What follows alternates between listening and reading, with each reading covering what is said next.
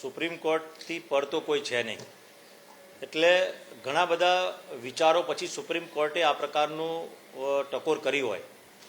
હું પર્સનલી જો વિચારું તો સ્વાભાવિક છે કે સુખી સમૃદ્ધ લોકો જેને ઓબીસીની જરૂર નથી, એટલે ઓબીસીના લાભની જરૂર નથી, એવા લોકોએ ઓબીસીનો લાભ ભલે લેતા હોય, પરંતુ અમુક જગ્યાએ જ્યાં જરૂરિયાત ના હોય એવી જગ્યાએ કદાચ આપણે એને જતો કરીએ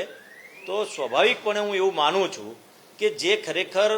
ગરીબ સમાજમાં આજે શિક્ષણનું પ્રમાણ જેનું ઓછું હોય છે, જે શિક્ષણમાં પરાણે ભણી રહ્યા છે, એવા લોકોને એ લાભ આપણે આપી શકીએ ને જે ગરીબ સમાજો છે એ સમાજોમાં 100% એના કારણે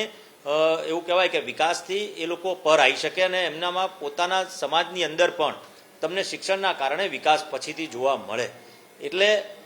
જે પ્રકારનો નિર્ણય લીધો છે એ સુપ્રીમ કોર્ટે ટકોર કરી છે, એ ટકોરને હું એવું પણ કહી શકું છું કે આપણે બધાએ આ વિષયમાં ખરેખર પરામર્શ કરવો જોઈએ, વિચારવું જોઈએ અને એ સુપ્રીમના નિર્ણય સાથે એનો પૂરેપૂરો અભ્યાસ કરીને આપણે પણ આમાં આગળ વધવું જોઈએ.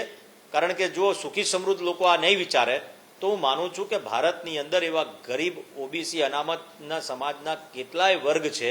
જે વર્ગ આજે પણ તેની તે પરિસ્થિતિની અંદર છે, તો એનો વિકાસ ક્યારે પણ થઈ શકે નહીં.